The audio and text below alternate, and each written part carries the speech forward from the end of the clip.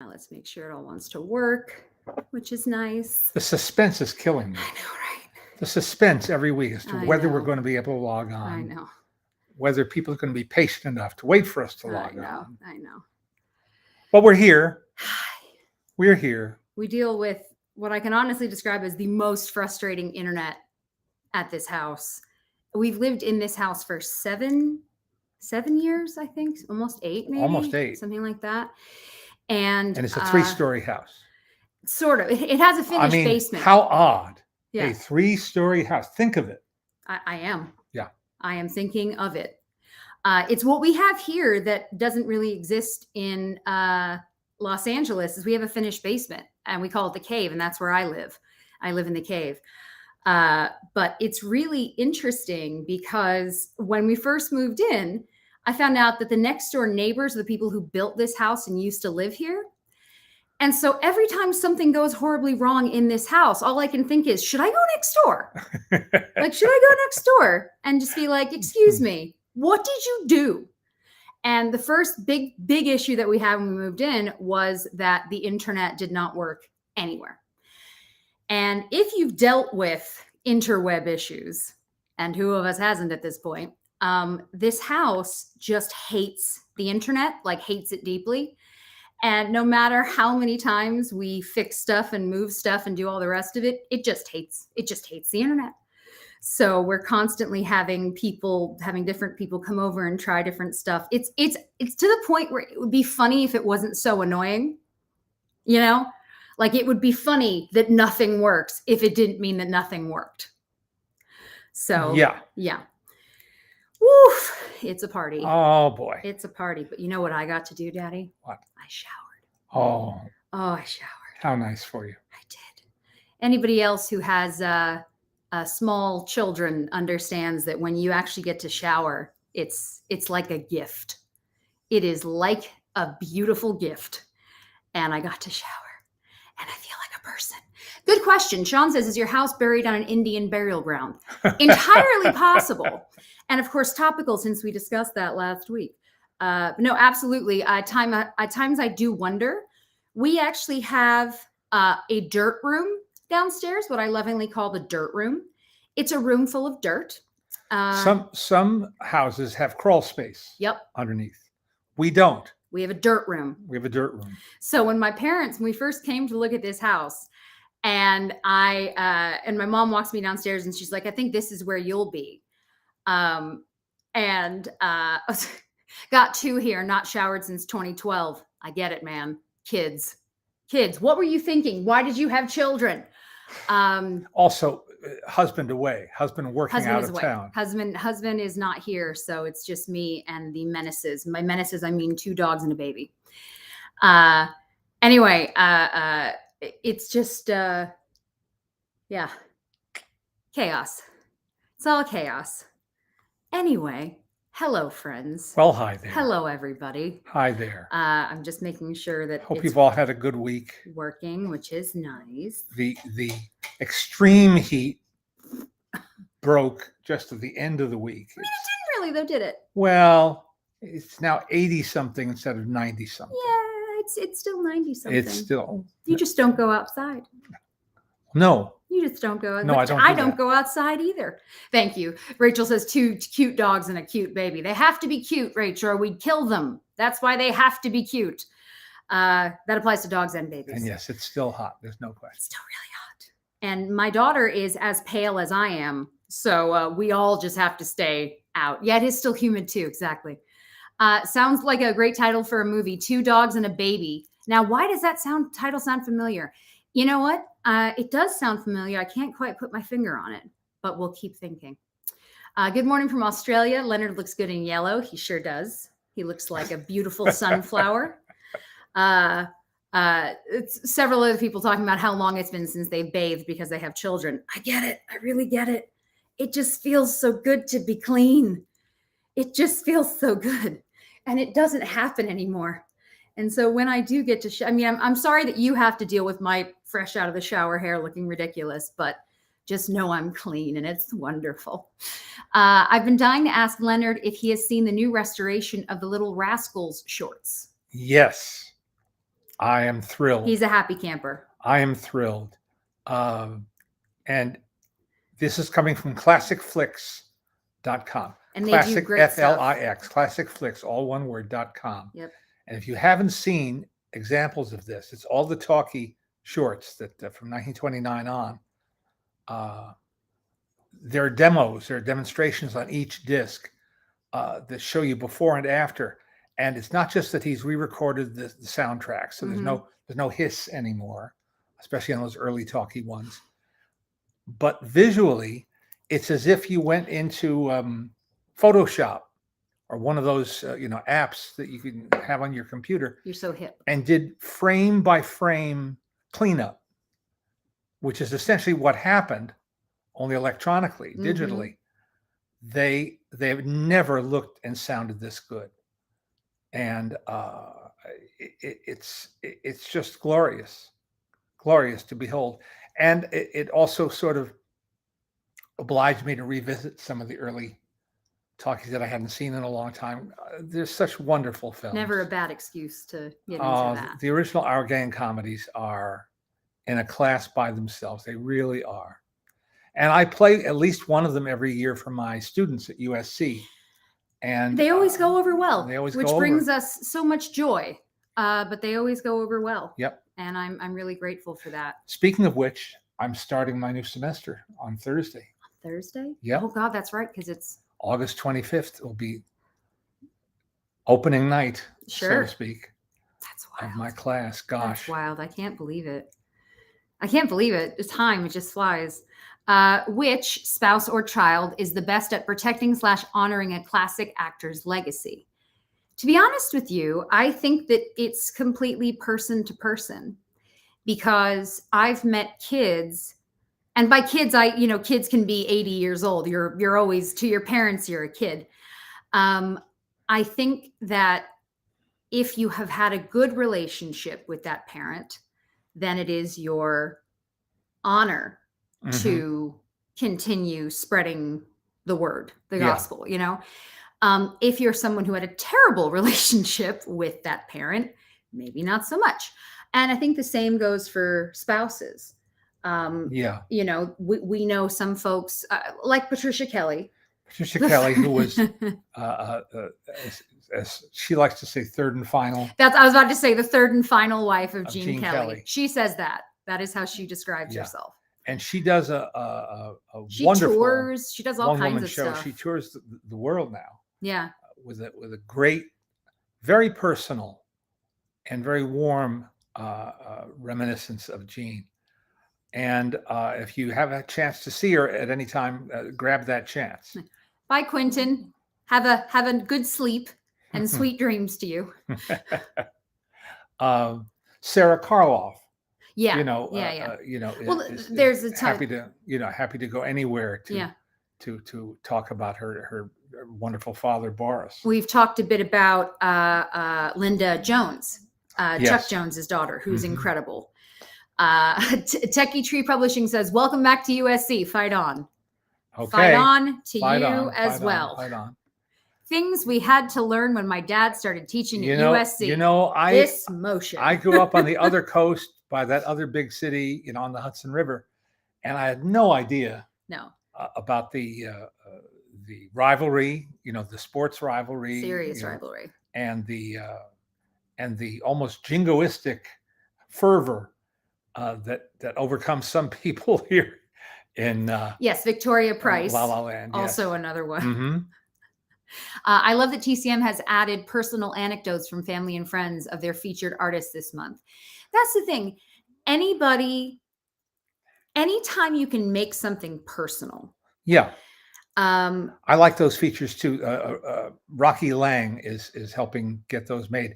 Rocky and Barbara Hall are the people who put together a wonderful book that came out, I guess, over a year ago now. I lose track with pandemic, called Letters from Hollywood. And if you don't have this book, let me recommend it. It is a wonderful book to browse or to read straight through cover to cover. It's and it not only reproduces letters from famous Hollywood people to other famous Hollywood people, but it reproduces them exactly as they looked. So if it was handwritten, then you get to see the handwriting. And if it was typed with cross outs, you see it's a facsimile copy. And that just adds so much to the idea of being back in that time and place. Yeah. Quite wonderful. It's they say there's nothing that is sort of the same as firsthand experiences. Yeah. I can see the YouTube chat. Phantasmister, is that your name? Because that's the fun name. Did you ask a question and I haven't answered it? I can scroll back up and look for you. 1 second. He said, I must let you know. Oh, yes, I did see this. I was going to read it. Don't worry. I must let you know that Leonard is imitated regularly in our house. And when we're discussing any old movies / cartoons, cultural faux pas, we do the "Hi, I'm Leonard Maltin" bit from the old Disney DVDs. You're not alone. We do it. A lot of our friends do it. As soon as something is inappropriate, they go, someone needs to put Leonard Maltin at the front of this, and just going, hi, I'm Leonard Maltin. What you're about to watch is extremely offensive. When I'm on my exercise bike, I watch Encore Westerns channel quite a bit because it doesn't tax my brain as I'm pedaling away. And they have, the L means language, that they're, maybe adult language. V means violence. They have one, OCD, outdated cultural depiction. And they slap it on just about everything, which means Cowboys and Indians movies. Yeah. Just, don't pass muster today. And that's an appropriate warning to the uninitiated. But it's to boil it down to an acronym, I think is kind of amusing. Yeah. You got to love as soon as something starts and you just go, Many families have adopted the practice of maltining. It's true, Ronnie. It's true. What used to happen to me in high school is people would make fun of me that my dad gave stuff 2.5 stars. And so they come over to me and one friend would always say, so 2.5 stars, huh? 2.5 star all the time. I also had a coach when I was younger who used to sing the Entertainment Tonight theme song to me when we'd be running around. He'd follow me and sing it because he thought that was funny. How did you endure all of that? Man, it was rough. It was a rough time. Boy, oh boy. It's all right. Kevin says, I second Leonard's comments on Letters from Hollywood. It's a wonderful book. It is. Ronnie says, what a childhood for you, Jesse. Ronnie, you have no idea. The joke, honestly, is just that because everything my parents made me love was old. That includes people. So I always say, and it's true, my first crushes were either dead or octogenarians. Most conversations we had required my asking D or A, dead or alive. It came up frequently because most of the people we talked about and watched and listened to were, in fact, D. So now it's just different, isn't it? I want to tell you about some stuff that Alice and I watched on TV this week. But one of the things we do on a regular basis is watch old episodes of What's My Line. We especially enjoy doing that on Sunday night when the show originally aired. And for many, many years, it was a live broadcast from New York at 10:30 p.m. on Sunday night. Mm-hmm. Ed Sullivan was from 8 to 9 o'clock. And I don't remember what followed old Ed. But Candid Camera was at 10. And at 10:30 was What's My Line, hosted by John Daly with their regular panelists, Arlene Francis, Dorothy Kilgallen, Random House publisher, co-founder Bennett Cerf, and a rotating guest panelist. And it was on the air forever. And so there's so many, and they had a mystery guest, a celebrity mystery guest every week. So I think they're all on YouTube.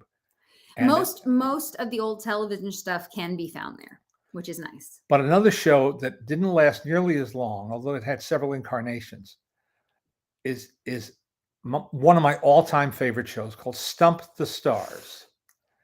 It originated as Pantomime Quiz in the earliest days of Los Angeles television, and was hosted by its producer, Mike Stokey. I have not yet found out anything else that Mike Stokey accomplished in his life. But what else did he need to do? But this was sufficient, Wasn't good enough for you? When you've achieved greatness, you can stop. You can rest on your laurels. Yeah. Anyway, this is 61 to 63, I think, is when it was on CBS late Monday nights. Sponsored by Ralston Purina from Checkerboard Square, St. Louis, Missouri. And obviously. Obviously. We were watching an episode the other night, and one of the regulars on the show, the regulars included Hans Conried, wonderful actor Ross Martin, Beverly Garland, Sebastian Cabot, the great Stubby Kaye, sometimes I love Stubby Kaye so sometimes much. Tommy Noonan, who am I forgetting? Richard Long. It was pretty much the regular cast, and most of them are gone now. There's no one left to tell the tale. Christy says, I was heartbroken when I grew up and most of my childhood heroes were dead. Yep. Same. So one of the other regular female panelists on the show was Ruta Lee. And a week ago Saturday, I went to Art's Deli in Studio City to meet a friend for lunch, and sitting at the next booth was Ruta Lee. Now, she recognized you in part because you guys had all just been at that event. Yes. A great event for the Rascals. Yeah. At the Hollywood Museum. Yep. And Ruta recently published an autobiography called Consider Your Ass Kissed. Solid name. And solid name. She's just a hoot. She is, she's full of piss and vinegar. And I said, we were just watching you on something. How many people come up to you and say something that you did 60 years ago? Just watching you on Stomp the Stars. Yeah. No, really? And she said, well, she couldn't have been nicer, of course. Of course, yeah. And she said, you believe I got paid to do that? Was just fun for her. I deeply, deeply love the way that they speak to each other on all those shows. Yeah. In something like What's My Line? First of all, they're all dressed beautifully. Oh, yeah. Everyone looks just so. Yep. But the way that they, well, Mr. So-and-so and Mrs. So-and-so and Ms. and Mr. The panel. It's very, Mr. Daly, very fancy. Right. And I feel like it gives you a sense of decorum. Mm-hmm. And I was just talking to one of my friends about this, actually, because we were driving by the Magic Castle. Uh-huh. And she said she'd never been before. And I said, well, then we have to go. I can't believe she's grown up here like I have. How have you never been there before? And I said, I have to tell you, one of my favorite things about the Magic Castle is how strict they are with their dress code. They are very strict. And if you're not wearing a suit and tie, if women don't look, you can't just walk in with flip-flops and jeans, all the rest of it. You have to look a certain way. And I love that, because when you walk in, you are transported. Yep. And everybody, and you also know, you guys know, there's something about getting dressed up. It's fun, first of all, but also just like you feel different. You're wearing something that makes you feel good. And it's just one of my favorite things. And so few places actually enforce dress code anymore. When I was little and we go see shows in New York, you had to look nice to go to the theater. It's not a rule, not a law, just a custom. It was just, you look nice to go to the theater. It was the same thing going to temple, the high holidays, you go to the temple. Now people just got to do whatever they want. And that's fine. But I guess it loses a bit of that specialness. Yeah. On the one hand, I'm glad we're a less formal society. Yeah. But on the other hand, there are times when it's nice to be formal. Yeah. That's my story. Jeff says he just took his grandkids, ages 4 and 2, to see Super Pets, the DC Super Pets, and they liked it. It's great fun. Oh, they went to the drive-in in San Jose. That's awesome. Neat. That's really cool. And which lets me get in a plug for yes, of course, April Wright's new movie Back to the Drive-In. Yep. Which is playing in some theaters and drive-ins, actually. Yeah. And it's not as tightly focused a movie as her first Going Attractions movie was, about the history of drive-ins. This is more a kind of a catch up with what's happened in the past two to 3 years to the drive-in movie. When pandemic came, people rediscovered drive-ins. Yeah. And suddenly they were the only place you could go with other people safely. And they had screenings at drive-ins, like the kind of screenings that we normally would go to. They kept having them at drive-ins. And my dad likes to mention, and it is true, that a lot of people tend to romanticize the drive-in. But you have to remember, it's a different experience. So trying to watch a movie that you actually need to get into, not just this is fun. Like, I'll bet seeing a movie like that, seeing like DC Super Pets that must have been a blast. You get popcorn and you sit and it's a lot of fun. Like, that to me is the ideal. Or when people go see horror movies.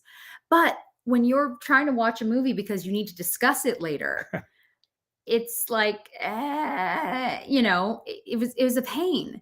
And also getting in and out took forever. So my husband and I went to go see a movie. It was a press screening, and it was supposed to start at 8. At 9:00, it still hadn't started. And I looked at my husband, and I could see that the cars were pulling in, and we were going to be trapped. We were going to get stuck. And I just looked at him and I went, "I'm done now." He said, "Yep." And we drove off. And the lovely publicist who I work with all the time sent me a text and was like, "Are you okay? Is everything okay?" I said, "Yeah, it's been an hour and I don't want to get trapped here." So we went home and she was fine. But it's just, there are things that make sense and some that perhaps do not. Yeah. Someone's asking here if we ever listened to Karina Longworth's podcast, You Must Remember This. Yes. To be honest, I don't listen to many podcasts. Reason being, I fall asleep. I find talking very relaxing and I fall to sleep. So I can't really listen to them very often because of that. The season that I diligently listened to was the one about Peter Bogdanovich. Well, yeah. And she is so talented and so smart. And the show is so good. I wish I didn't fall asleep. But we've gotten to meet her too, and she's lovely. And yeah, she's really, really good at what she does. A few folks are asking about the whole thing with Sacheen Littlefeather. Okay, here's the deal, guys. I haven't even told you what happened to me today yet with all that. Uh-oh. Yeah, it's been a blast. You go first. Okay. The Academy of Motion Picture Arts and Sciences has invited Sacheen Littlefeather to come 49 years after her historic and somewhat notorious appearance at the Academy Awards show. If you don't know what that is and what happened, okay. Basically, when Marlon Brando was nominated for Best Actor for his work in The Godfather. And there was every possibility that he could and would win it. And when Liv Ullmann and Roger Moore were the presenters for that award, they read the 5 nominees' names. And when his name was announced as the winner, and there was applause, of course, she came to the stage. And she, being a young woman in Native American garb, with a very sober look on her face. And what she said, she had a prepared statement, which she did not share with anyone beforehand.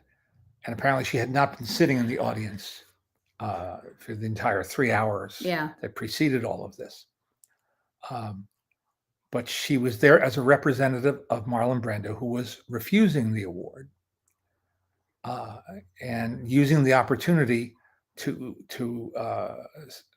voice a protest of the treatment of Native Americans in movies and television, and recent incidents at Wounded Knee. Look up your Wikipedia afterwards and find out about all of that. And Howard Koch, who was the Academy president that year, had told her she'd have 45 seconds per usual before an orchestra would play her off. And so she didn't get to read very much of the statement, but she made her point. And she expressed Mr. Brando's unwillingness to accept this competitive award. Then she posed backstage with the giant Oscar statue, and then appeared in the press room, as almost everyone does, who who goes on stage, whether you're a winner or a presenter or whatever. Okay, those are the bare facts.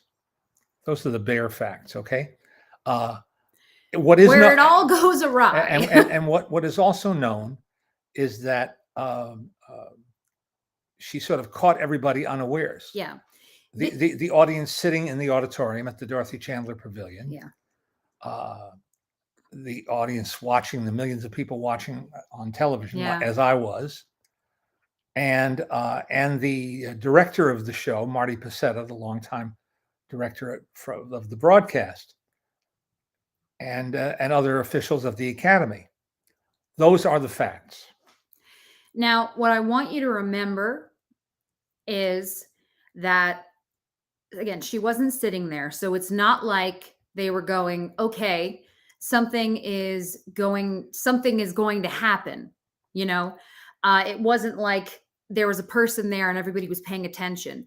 This woman appeared out of nowhere and then got up on stage and spoke.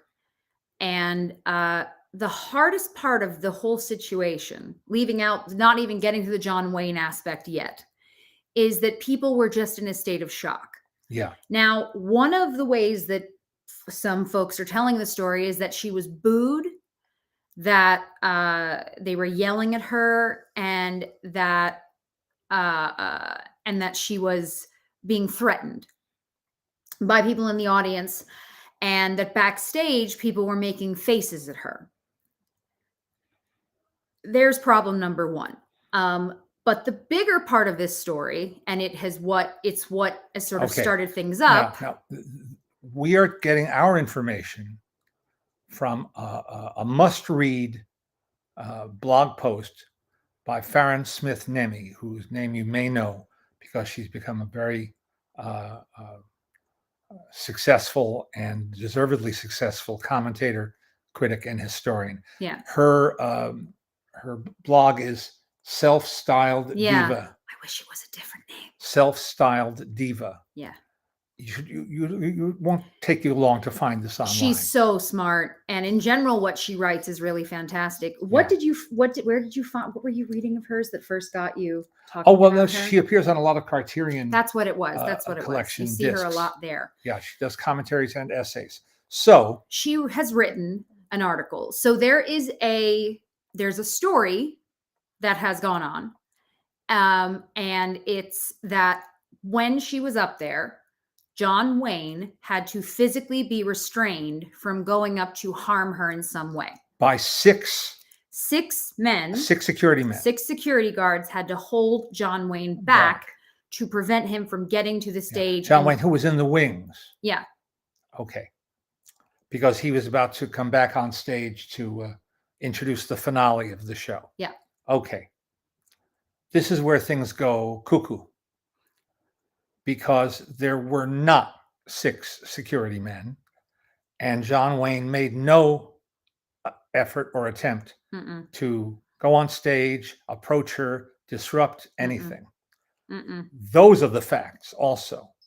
But in the telling and retelling, and how she tells it, this is kind of how Sesshin Littlefeather tells it. Yeah, this has become now an urban legend. Yeah, that she was threatened, very threatened. And that John Wayne tried to come for her. Yeah. Now here again, where things always get complicated is, I guess it is Self-Styled Diva. Hang on, let me pull it up, and that way I can give it to you, and it'll be correct. Because she did deep research. And the first thing that happened, which you should know, is she consulted the Hollywood Reporter for the next day, the next week, the next month.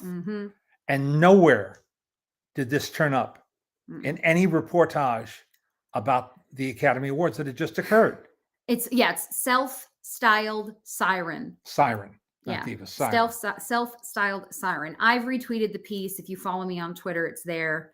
And I'll post on the other socials as well, so you guys can see the piece. This is the thing, and this is what my morning has been. Let me tell you, it's been a blast. First of all, apparently, folks, I am horribly racist. So that's really fun for me.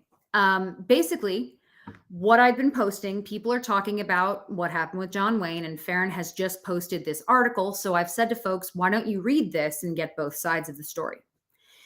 And in turn, I'm being told that I'm racist, that I only stand up for John Wayne because he's white and I'm white. This has been the morning for me, while trying to take care of my daughter, by the way. Yeah. It's very, very hard for me because I used to really enjoy being on Twitter and talking to folks, and I still do. But I have to come off of it all the time because there is so much stuff there that's just like, what is wrong with all of you? And unfortunately, John Wayne has become a lightning rod. Yeah. He's been politicized. Yeah. Almost beyond anything to do with his career, with his life and career. Yeah. And that's a shame. I say that as a fan and an admirer of John Wayne, and as somebody who has spent considerable time thinking about, watching, writing about John Wayne, and knowing members of his family and all of that. We live down the street from his son Patrick Wayne, and Patrick would he would always be a part of the voting, like so that where we got to vote, the poll watcher in our neighborhood, he was always there. So we always said that my mom only went to vote because she'd see Patrick there, and she'll tell you it's the truth. It was all for Patrick. Yeah. So Frank, it is exactly like the video we posted about Michael Moore. That's exactly what it's like. I've gotten 2 death threats, just 2. Yeah. But the rest just calling me racist. And I keep repeating. Now, the fact that I admire John Wayne as an actor, as a performer, does not mean that I subscribe to his beliefs. Yep. Or his way of thinking. Yep. In fact, I don't, for the most part. Yeah. Although, as Scott Eyman wrote in his what I consider definitive biography of Wayne, he took each person as an individual. He didn't he didn't paint everyone with the same brush. And that even at the height of the blacklist era, the witch hunt era, Wayne, if he liked somebody's work, a writer or an actor, whoever, he'd make up his own mind. Yeah. He wouldn't just go with, how they've been labeled or tarred. Something I read today said basically that people are also forgetting that there's the person that you see on screen who is, he was one hell of a figure, right? And then there's the reality of who a person is. Yeah. And at no point, as I'm trying to have these conversations with people, at no point am I saying he was a great guy, you should all love him, which is why when I have something, and I'm not joking, something like 30 people tweeting at me, you only support him because he's white, makes me real angry. A, because that's a stupid thing to say, but B, because, none of us know a person unless you know the person. So I think that it's unfair to make certain judgments when the person's not here to defend themselves. And what I would really love, what I would love is for us to continue to talk about what is ahead of us. Let's think about what we can do that changes it in a positive way. And we were talking earlier a little bit about, so there's someone like Taika Waititi, whether you like his stuff or you don't, he is incredible with how he supports his indigenous community. He always, in everything he does, they're there. Whatever he's working on, they appear. Isn't that cool? And he did it before it was a cool thing to do. He did it because he believes in it. Yeah. If you don't know him, he's a New Zealander. Yep. who's come onto the world stage. Yep. And now is not only acting and performing, but directing, writing, producing. Yep. In various media. Yep. And so that to me is a much better way to spend your time. There's a new exhibit at the Academy, and called Regeneration, and the Nicholas brothers' nieces performed doing this incredible tap routine. Why would we not want to focus on that? So whatever you believe regarding what happened back then, there's fact, and you can choose to ignore fact. That is your right. It's also okay to like something, but not like a person. Someone just mentioned, Ronnie mentioned earlier that I guess it was Clint Eastwood Day on TCM, and people are just going insane and tearing him to shreds. Look, it's your right to dislike someone. You are allowed. Clint Eastwood's another one. He's an old-fashioned guy, and some of the stuff he says is not great. I don't look at him to be my best friend. I like his movies, and I love watching him. And however you feel, he was for a long time, was a very big figure in film, and still is. Yet Leonard Sy expresses it all. Exactly. Yeah, because I get tired of this. Just change the channel. Just don't watch. Yeah. Anyway, I want to get off this topic. But when someone asks, as multiple people are saying, what do you think about it? What do we think about it? I think that the Academy is trying its best to show that they're listening. That's what they're doing. Yeah. They're trying to show that they're listening, and that for people who feel hurt by different things that have happened, they, having said all that, do you think the apology to Sachin is based on erroneous information? No. She was held up as a figure of ridicule. Yeah. I remember that. It was brave to do it. I remember that. It was brave to do it. And it was, Brando kind of threw her to the lions, you might say, in the midst of a non-political or what was trying to be an apolitical event, to introduce that fiery subject matter. But he wanted to take that opportunity on a world stage just to make a statement. Yeah. And he used her as his vehicle for doing that. So it is what it is. And I think the Academy is looking for healing. Mm-hmm. And there's nothing wrong with that. Mm-hmm. But there is something wrong about perpetuating a myth as fact. Yep. Especially if it's injurious to someone's reputation. Yep. Yeah. Teresa says, yes, the old separate the art from the artist. Again, that's the thing. It is your choice. In the same way that as we talk about all of the different, the Leonard Maltin introduced cartoons or shows or whatever it is, it's your choice. And if you are upset by something, you don't have to watch it. Yeah. No one will make you. Yeah. Do what makes you feel good. Yep. And that's all I have to say about that. Where did you find that press room footage? Was that in somebody tweeted it to her, and apparently it's from like a year later or something. Oh, okay. It's all there though. Okay. Basically, they somebody found some footage of him being interviewed, and they're trying to ask him about it, and he was like, "I don't want to talk about that."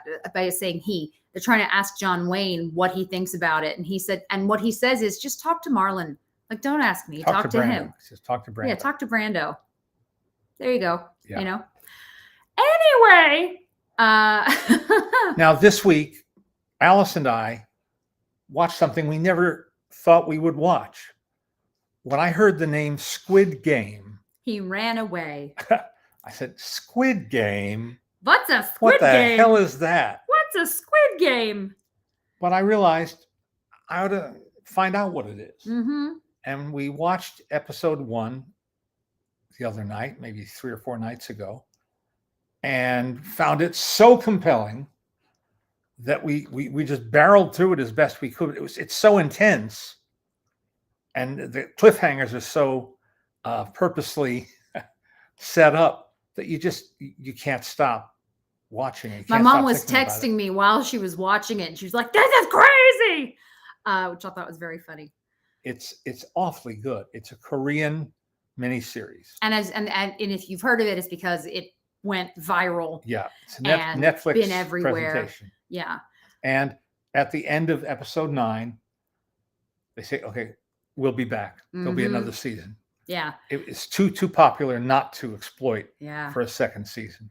It's it is violent. It is violent in a way that American movies and television aren't. Yeah. Christy said, I'm picturing Alice watching Squid Game, and I love it, right?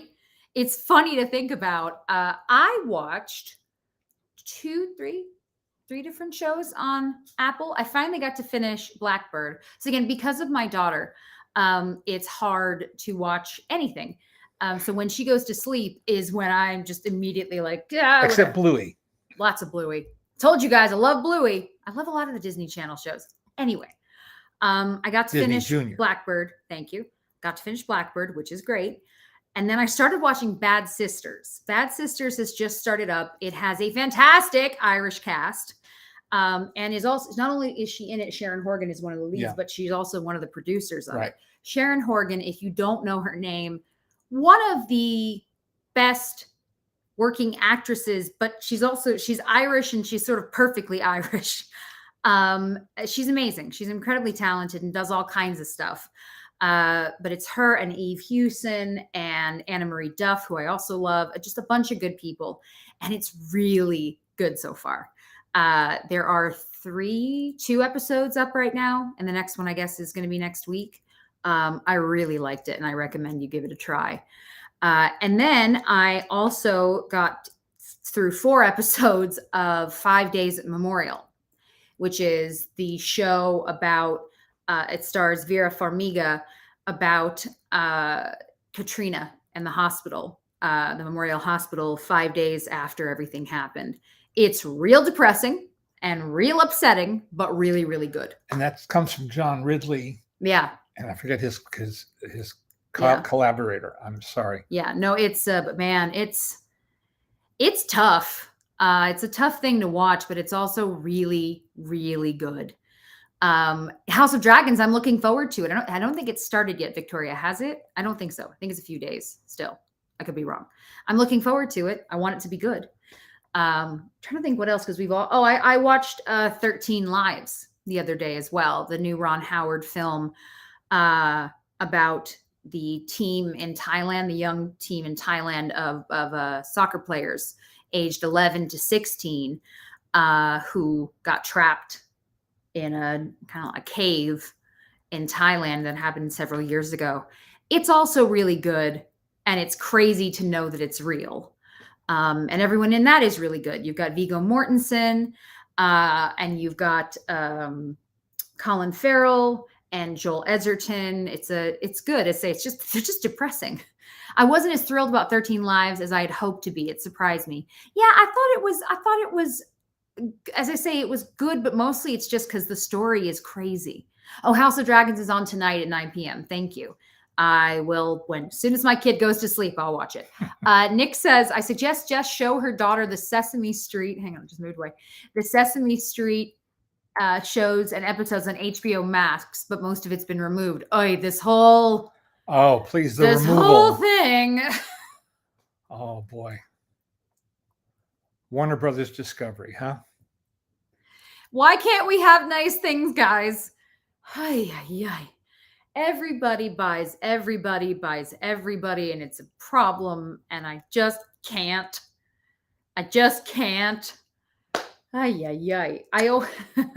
Where we used to live was right by Universal Studios, and there's please let's talk about the HBO Max debacle. Let's not. But at Universal, there's a building where it just used to say at the top, Universal. Then it said NBC Universal. Now it says NBC Universal something else. Comcast. Thank you. And all I can think is at some point the building's just going to tip. The buildings just because it all fit, and then NBC, everything is ringing. Yeah. NBC Universal fit just, and then NBC Universal Comcast is like, why? What do you expect from a guy that changed the Learning Channel into an unwatchable mess? Not much. Don't expect much.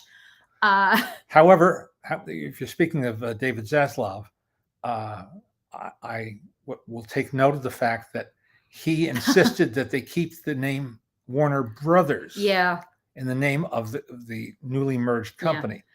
They wanted to call it Warner Discovery Media. He said, no, it has to still say Warner Brothers. There were 4 Warner Brothers. We shouldn't ignore that. And that's almost okay, but not. Tom Hanks as Geppetto from Disney's Pinocchio comes out on September 8th on Disney+. Yeah, man. I'm looking forward. There's good stuff on the way. We'll be in Telluride soon because I still can't believe that everything is happening. It's almost Telluride time. Yep. And that'll be a trip, literally and physically, to see movies again and see what's going on. What did Ryan say? Ryan said this shows how important physical media really is. You should never, ever rely on streaming. This is something that comes up obviously for us a lot because my dad will look through his stacks and stacks of DVDs and Blu-rays and go, do I keep them? Do I give them away? And I always say, keep them. I trust nothing. I trust nothing. Hold on to it as best as you can, especially if it's important to you, because you don't know when things are gonna, I don't know, yucky. Yeah. Turning things around completely. Okay. I want to do a quick show and tell. What you got? Well, what I got is... You got hats. I have 3 hats. Hats. One of them is falling apart. And yes. And it fell apart as soon as I acquired it because it's made of straw. And but this cute little hat intended for a young girl to wear was in fact an official licensed, I'm going to try to show you the label. Can you see the label? Yeah. And a licensed Margaret O'Brien hat from Metro-Goldwyn-Mayer. Yep. It's very fragile. And inside the hat band, Margaret signed it for me years and years ago. Margaret O'Brien, one of the loveliest, kindest people. Man. Yeah. Amazing woman. So they licensed Margaret O'Brien. She, I have. And why not? What do I have left? Is it soap bubbles I have, or some bath? I can't keep track. Track. She's not the only one that MGM licensed for hats. Here's a hat, different kind of hat. That has a label inside it. You can do the show part of that.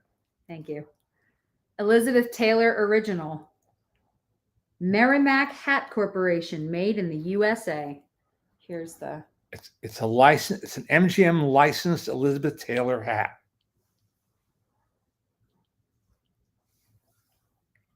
Isn't that wild? Talk about unusual collectibles. Yes. Have you ever asked Margaret O'Brien or Janice Page to do the podcast? I don't know if Margaret's in a state to do it. I think she is. Then we should do that. To be honest with you, because of the pandemic, we have these long lists of things that, like interviews we had lined up and stuff, and then it all sort of fell apart. And there are ones that we really want to do in person. Yeah, that's the thing. I don't want to talk to Margaret over Zoom. I want to sit with her. Most darling woman. I want to sit with her. And then there's this hat, which is. Christy says, "Can you please put on one of the hats for just a second?" Well, at least the one you're holding is stable. You can put that one on. Yeah. Because that's not old. Well, it's old, I guess, but not old. This is a Buster Keaton pork pie hat made by his widow, Eleanor, and made in front of my eyes. Our eyes, sir. Yes. Our eyes. And Eleanor made All of when his when I hats. read that this is long, long ago now. Here we go. Hang on. You've never been more adorable. When I read that she made Buster's Taking it hats, all. I called my mother, who used to Look at volunteer. how cute you are. I called my mother, who used to work at the Jewish Women's Council thrift shop in New Jersey. I said, "Do you get fedoras at all?" She said, "Oh yeah." I said, "Would you send me one next time you have one?" She did, because that's all Eleanor said. Just get me a fedora. Mm-hmm. She took the stuffing out of it, all the things that sort of fill the hat. Here, hand me the hat. So she takes all of it off. Continue. And then she takes an iron. No, she cuts. She cuts around the brim. Mm-hmm. She cuts around the brim. She had an X-Acto knife type thing and cuts around the brim. And that's why it's sort of rough at the edges. It wouldn't be if it was Buster's, because that would have all been fixed. But and then put sugar water. Then she puts sugar water. Again, because this isn't super finished, because she just did it for fun. You can see the edges. Do you see the sort of speckles? That is from sugar water. She covers it in sugar water and then flattens it out by putting heavy weights around the sides. And then irons it. And that's what makes it flat. So having done that, and we have the thrill of not just having... I mean, she did it for us twice. Well, yeah. Once was just for us, and once was on camera. And then I said, "Would you let me come back with the crew from Entertainment Tonight and video you doing this?" She said, "Sure." Mm-hmm. So we did it again. And that one, what we did for ET was we sped it up. Yeah. To, shrink the process down. Can you down. imagine ET letting you do that now? Yeah.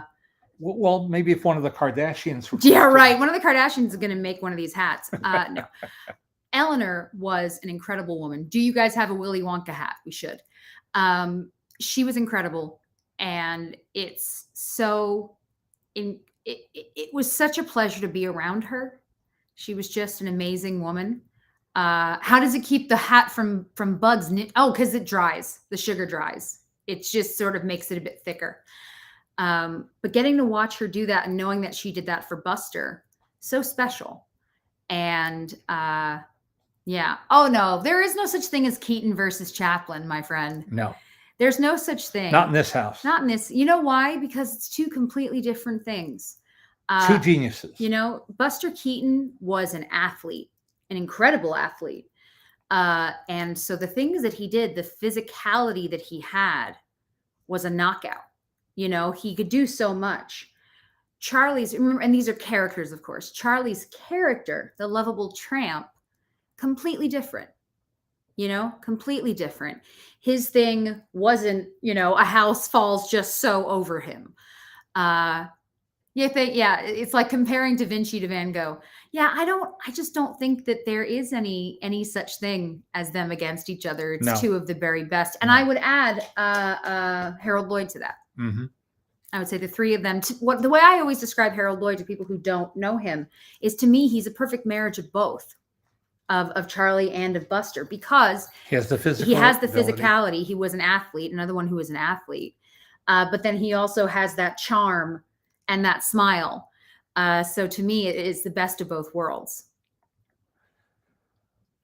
Keaton seems to be more in fashion these days. Keaton is more in fashion than Chaplin these days, because Chaplin was sentimental, and sentimentality is not in vogue. Yeah. Also the whole marrying children bit hasn't aged well. No.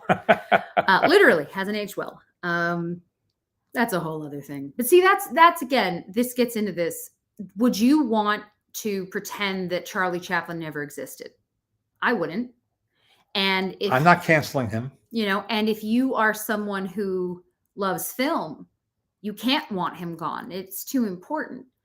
And so I understand that he was probably not the person you should model yourself after, but I also don't feel like we should pretend he never existed. Just me. If you're online and you do a little bit of searching, you can find a great piece that Jimmy Fallon did 3 or 4 years ago. It's a parody of a TCM host introducing a movie that has some problematic content. If you type in Fallon classic movie. Oh yeah. That's the one where they keep starting it again. Yeah. Yes. Oh, it's very funny. It's very funny. Stan Laurel all the way. I love Stan Laurel. I'm born on Stan Laurel's birthday. One of the things that makes me most proud. We've told this story, but we knew Stan's daughter, Lois. And Lois Laurel was so thrilled that I was born on her father's birthday that she sent my parents a canceled check for June 16th, 1930 something. 1930. That was written to her nanny. Her nanny. And we have that, which is pretty damn cool. We're not going to get into Woody Allen. That's a whole other nightmare. Let's just not. The answer is yes. My dad still watches Woody Allen movies with the same pleasure. He does. You love Woody Allen. Yep. You've grown up loving him. And again, that's okay. And if you can't watch his stuff, that's okay too, But what I would say is don't take it away from somebody. If someone says it's their favorite movie, look, how many people said for years that American Beauty was their favorite movie, right? Tons of people would say that. Everything happened with Kevin Spacey. And they go, well, now I'm not allowed to love that movie. Of course you are. Of course you are. Like, no. Nobody gets to tell you what you can and cannot do. Please, let's leave them alone. Exactly. Yeah, there's no point in having no. Are we going to be at D23? We are. We will be at D23. We go to Telluride. We come home, and 2 days later, we go to Anaheim. So looking forward to it very much. From the Rocky Mountains to the lowlands. From the Rocky Mountains to Anaheim. The lowlands of Anaheim. Yeah, not exactly ideal, but hey. No, it'll be great. And I'm really looking forward to it. We're going to be at the Mice Chat booth for the most part. And you can come say hi. You can take pictures with my dad. He'll hold your babies if you want him to. You can take pictures with Daisy. No, you can't. Don't take pictures with my child, but you get the idea. One of the questions I asked today was, what's the best thing you've watched this week? So we have a few people mentioning what they watched and liked. Mm-hmm. Brad Dector loved the new Mrs. Aris film. Oh, yeah. Very, very sweet film. Alan Blank says that he watched Fiddler's Journey to the big screen. Thanks to your recommendation. He really enjoyed it. I'm so glad. Which is a great doc my dad has spoken about. 1 second. About the creation of the film of the Broadway hit Fiddler on the Roof. Yes. It's specifically about turning it into a movie. And it's incredible history, as always. Oh God, help me. Don't look, Jesse. Don't look at the thing that says white supremacy. Go away. Go back to the questions. Sorry, guys. Every time it's so hard to walk away when people say such disgusting things, and I need to, because there's no point. It's not a discussion that they want to have, right? We're not going to have like a meaningful conversation. They're just going to yell about stuff, and then I'm going to go hide in a corner. 1 second. If you could go back and have been present during the opening night of any film, which would you choose? Oh, gosh. Maybe Snow White and the Seven Dwarfs at the Carthay Circle. That would be amazing. Carthay Circle Theater, which doesn't exist anymore, in the Mid-Wilshire district here in L.A., because that was supposed to be quite a wingding. Mm-hmm. And I can only imagine. I would try to go to Mary Poppins or something like that. And the anticipation surrounding it was so great. Sean Finlay says, I'm such a fan of Looney Tunes. I know you are too. We love Looney Tunes. Who doesn't love Looney Tunes? Looney Tunes is the best. I know you've mentioned, speaking of which, Ryan says, I know you've mentioned before that you have quite a big collection of Bugs Bunny. I'm interested to know if you have any favorite items in your collection and what the earliest piece you have is. Well, it's an odd thing, but the Warner Brothers characters were never exploited as successfully or as widely as the Disney characters were. And a lot of the products that they did put out, some of the renderings were a little less than ideal. So I have a rare ceramic of Bugs in a reclining position. And I don't like the look of it, but it's so rare. Yes, you keep it. Yeah, yeah. Keep it. And what's my favorite bugs that you have? Giant bugs. Oh, well. And why? When she was born, when this one here was born, the kind people at Warner Brothers Animation sent over a 6-foot tall. Is it 6 feet? No, You're exaggerating. It's like No, it's- 5-ish. It's a 5 little. foot and a half, It's yeah. slightly shorter than me, and I'm 5'6". So a plush Bugs Bunny that stands yeah. tall. Yeah. So that's pretty damn cool. I love the giant one. Yeah, say no, not 6 feet. It's probably like it's still 5 something feet. It's still large. It's large. And it was given to me when I was born. Mhm. And it lives in his office, and I love it. Because it's cool. Happy Sunday, Maltons. The best film I've watched this week was The Long Good Friday with Bob Hoskins and Helen Mirren. And I was wondering if you had any other great crime / gangster films to recommend. Mona Lisa, if you haven't seen that. First one that comes to mind when you talk about The Long Good Friday.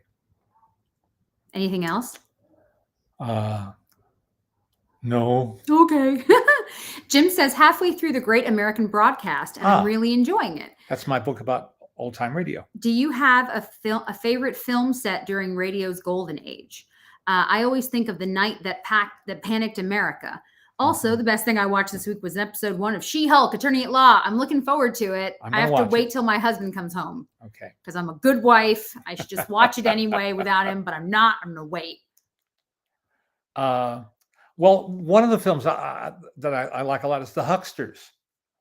The Hucksters, which was based on a best-selling book, an expose of radio advertising and the way a despotic advertiser like George Washington Hill, who ran American Tobacco Company, could run roughshod over radio producers and executives, with Clark Gable in the leading role and Sidney Greenstreet as the faux George Washington Hill. I forget what they call him in the movie. But it's a really good movie, and it's pretty faithful to the book. And that gives you an idea of how radio functioned in those days. And there you go. I'm trying to look at your comments past the white supremacy conversation. Sorry, guys. That's 5'6" with the ears. Yes, maybe 5'6" with it. No, his ears are still smaller. Frank's mentioning House of Games, Chinatown, as other. Oh, sure. Yeah. House of Games. You can't go wrong. Longtime favorite, David Mamet's film. I love David Mamet. I've talked about before. One of my favorite David Mamet films is State and Maine. I recommend it to you because it is. I think it's such a fun and ridiculous movie, but also so intelligent and such a good cast of people. It's one that I always watch if it's on. I can't help it. Craig says, the best film I saw this week is my favorite comedy, W.C. Fields' masterpiece, It's a Gift. Large L, small a, large F, small o, small n, small g. Carl Lafong. Yep. I love it. You Husky. Thank you, Craig. Go you Huskies. Exactly. If you haven't seen State and Maine, you don't know why that's funny. But if you have, it's hilarious. So well done, you. Trying to see if there's any more I can grab for you guys. We watched a film last night that I probably shouldn't review yet because it opens Friday. No, but remember we always talk about this. If you like it, they don't care. Well, I did like it. That's the reality. Watched a new Spanish film starring Javier Bardem called The Good Boss. Mm-hmm. And it's a very clever piece of social satire, and that unfolds in layers.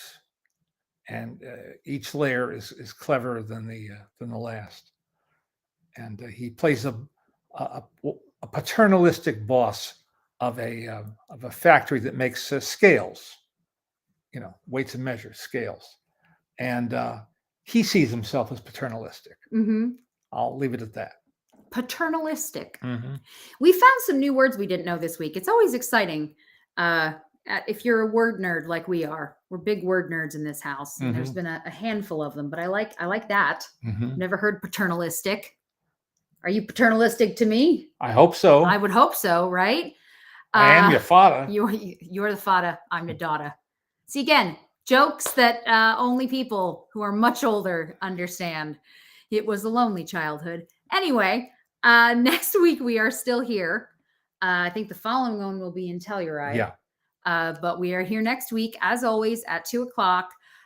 Let's go ahead and not be racist towards each other. How about that as a goodbye? No, truly though, be nice to each other, and especially be nice to each other on the internet, because there's just no need. There's no need to be terrible. Yes, the mudder did eat the fodder. Yeah. There's no need to be terrible to each other. Even if you disagree with someone, just let it go. Let it go. It's all fine. Enjoy, guys. Have a good day. Have a good week. We'll see you next week. And be kind. Love to you, Laura. Good night, everybody.